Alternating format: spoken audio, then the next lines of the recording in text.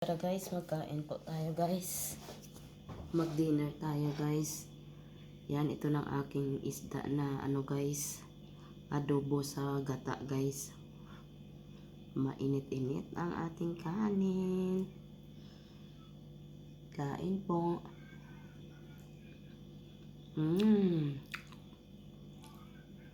Ang sarap guys. Tara kain po tayo.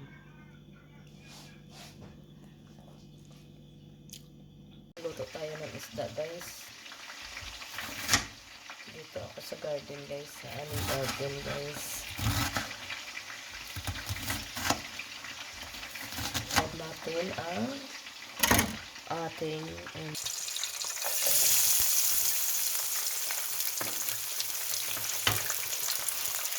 yan, isunod ko na ang garlic.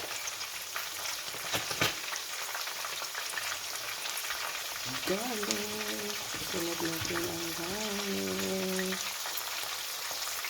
Lagyan ko guys ng ng garlic powder. Ay, garlic powder. Luya na powder. Kasi wala akong guys, fresh. Yan ang ilagay ko.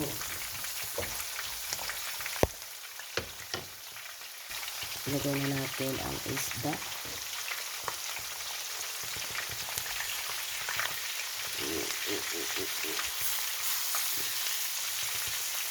Ay, shake.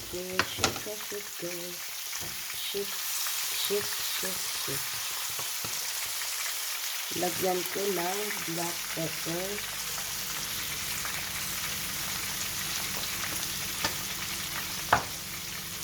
Tapos, maglagay ako ng soy sauce.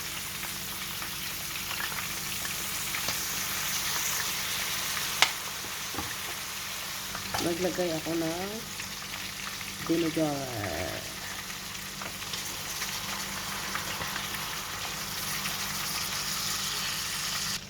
Lagyan ng laurel. Okay guys.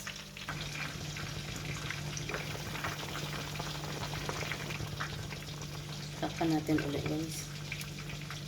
Yan, maglagay ako ng asukal. Lagyan natin guys. Adobo yan guys. Adobong isda. Lagyan ko konti ng asin guys. Kasi matabang. Hindi ako naglagay ng maanghang guys. Bawal sa akin guys. Tikman natin.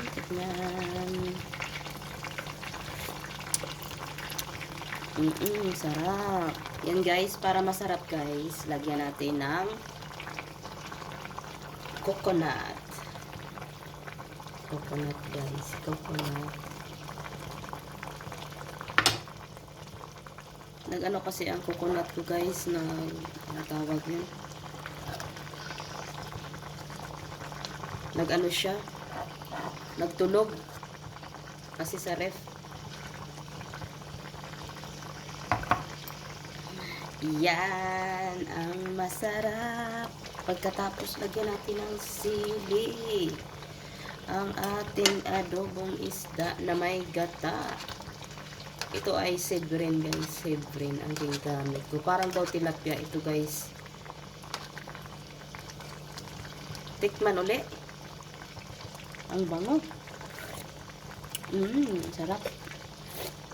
Nagpapasarap ang gata.